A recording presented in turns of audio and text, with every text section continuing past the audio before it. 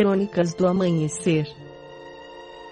Por Feijão Sertro Espírita Allan Kardec de Balneário Gaivota, 07 de abril de 2019. A fórmula para um casamento feliz, parte 03. Você alguma vez esperou empolgadíssima chegada do marido para contar uma ótima notícia, mas sentiu-se frustrada e magoada com a reação fria dele? Por sermos seres sociáveis, achamos muito importante demonstrar empatia em relação aos outros. Por isso, sentimos-nos frustrados quando a reação de alguém muito próximo não corresponde à nossa expectativa. Segundo pesquisas, a recepção calorosa a uma boa notícia enriquece a relação e aproxima os casais. Agora, um novo estudo baseado em imagens cerebrais, publicado pelo Membrain Mapping, apontou que mulheres casadas há muito tempo e que se sentem infelizes no casamento têm um aumento na atividade cerebral diante de uma emoção positiva dos maridos. A psicóloga Raluca Petrican, do Rotman Research Institute, em Toronto, Canadá, e pesquisadores da Universidade de Toronto, fizeram um experimento com 14 mulheres, com uma média de idade de 72 anos e longos casamentos. Os pesquisadores examinaram a atividade cerebral dessas mulheres enquanto elas assistiam alguns vídeos cuidadosamente preparados. Os vídeos tinham uma média de 10 segundos e mostravam o marido de cada mulher ou um estranho, exibindo uma emoção que não correspondia à maneira como o vídeo era rotulado. Por exemplo, o vídeo poderia mostrar o marido sorrindo ou rindo de uma lembrança feliz, mas a legenda dizia que ele estava expressando essa emoção ao falar de uma lembrança triste. Outros vídeos sugeriam o inverso, uma exibição emocional negativa, com uma legenda que apontava para a lembrança de um evento feliz. Os vídeos foram projetados para fazer com que as mulheres sentissem que estavam vendo o marido com reações emocionais que não correspondiam aos seus próprios sentimentos. A primeira conclusão foi que as mulheres mostraram um aumento na atividade cerebral geral ao assistir os vídeos de seus maridos em comparação com vídeos de estranhos, mas apenas quando os vídeos exibiam emoções positivas. No entanto, a atividade cerebral permanecia inalterada ao assistirem vídeos em que, tanto os maridos quanto os estranhos demonstravam emoções negativas. Tal conclusão aponta que demonstrar interesse e reagir positivamente a boas notícias de seus cônjuges são fatores importantes para um casamento feliz. Os resultados também sugerem que as pessoas em um relacionamento de longo prazo são especialmente sensíveis à emoção positiva de seus parceiros, e particularmente quando essa emoção é diferente da sua. Isso complementa nitidamente outras pesquisas anteriores que mostram, por exemplo, que pessoas incapazes de diferenciar as emoções de seus parceiros das delas, ou seja, presumem que terão a mesma reação, são consideradas frias ou opressoras. O espírito Joana de Ângeles, pela psicografia de Divaldo Pereira Franco, tem um livro dedicado à família com o título SOS Família, onde esclarece que a família é o grupo de espíritos normalmente necessitados, desajustados, em compromisso inadiável para a reparação, graças à contingência reencarnatória. Assim, famílias espirituais frequentemente se reúnem na Terra em domicílios físicos diferentes, para as realizações nobilitantes com que sempre se viram abraços os construtores do mundo. retornam no mesmo grupo consanguíneos espíritos afins, a cuja oportunidade às vezes preferem renunciar, de modo a concederem aos desafetos e rebeldes do passado o ensejo da necessária evolução, da qual fruirão após as renúncias às demoradas uniões no mundo espiritual. Modernamente, ante a precipitação dos conceitos que generalizam na vulgaridade os valores éticos, tem-se a impressão de que paira rude ameaça sobre a estabilidade da família. Mais do que nunca, porém, o conjunto doméstico se deve impor para a sobrevivência a benefício da soberania da própria humanidade.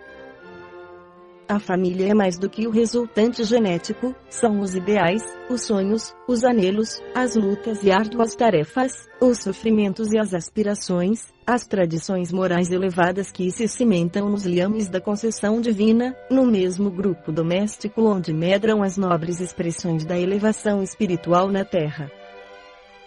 Quando a família periclita, por esta ou aquela razão, sem dúvida a sociedade está a um passo do malogro. A família, todavia, para lograr a finalidade a que se destina, deve começar desde os primeiros arroubos da busca afetiva, em que as realizações morais devem sublevar as sensações sexuais de breve durabilidade.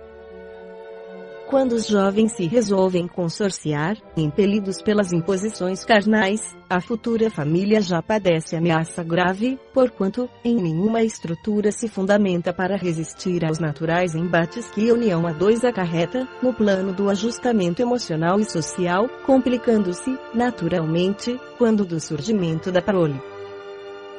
Fala-se sobre a necessidade dos exames pré-nupciais, sem dúvida necessários, mas com lamentável descaso pela preparação psicológica dos futuros nubentes em relação aos encargos e às responsabilidades esponsalícias e familiares. A doutrina espírita, atualizando a lição evangélica, descortina na família esclarecida espiritualmente a humanidade ditosa do futuro promissor. Sustentá-la nos ensinamentos do Cristo e nas lições da reta conduta, apesar da loucura generalizada que irrompe em toda pane, é o mínimo dever de que ninguém se pode eximir. O Espírito e Emmanuel no livro Na Era do Espírito de Francisco Cândido Xavier e Herculano Pires esclarece sobre os familiares problema: desposaste alguém que não mais te parece a criatura ideal que conheceste. A convivência te arrancou aos olhos as cores diferentes com que o noivado te resguardava o futuro que hoje se fez presente. Em torno, provações, encargos renascentes, familiares que te pedem apoio, obstáculos por vencer. E sofres. Entretanto, recorda que antes da união falavas de amor e te mostravas na firme disposição em que assumiste os deveres que te assinalam agora os dias, e não recues da frente de trabalho a que o mundo te conduziu. Se a criatura que te compartilha transitoriamente o destino não é aquela que imaginaste, sim alguém que te impõe difícil tarefa a realizar, observa que a união de ambos não se efetuaria sem fins justos e dá-te quanto possível para que essa mesma criatura venha a ser como desejas. Diante de filhos ou parentes outros que se valem de títulos domésticos para menosprezar-te ou ferir-te, nem por isso deixes de amá-los. São eles, presentemente na terra, quais os fizemos em outras épocas, e os defeitos que mostrem não passam de resultados das lesões espirituais causadas por nós mesmos, em tempos outros, quando lhes orientávamos a existência nas trilhas da evolução.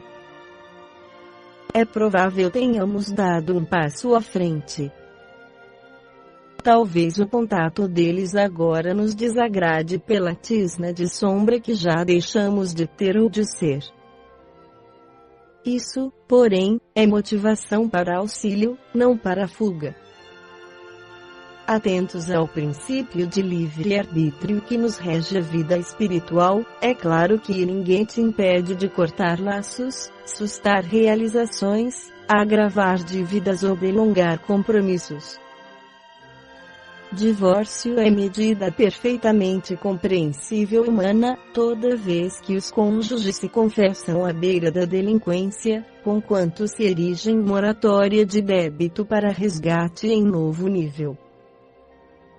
E o afastamento de certas ligações é recurso necessário em determinadas circunstâncias, a fim de que possamos voltar a elas, algum dia, com o proveito preciso. Reflete, porém, que a existência na Terra é um estágio educativo ou reeducativo e tão só pelo amor com que amamos, mas não pelo amor com que esperamos ser amados, ser-nos-á possível trabalhar para redimir e, por vezes, saber perder para realmente vencer. Esta foi a crônica do amanhecer de 07 de abril de 2019. Por Feijão Centro Espírita Allan Kardec de Balneário Gaivota. Que a paz esteja com todos.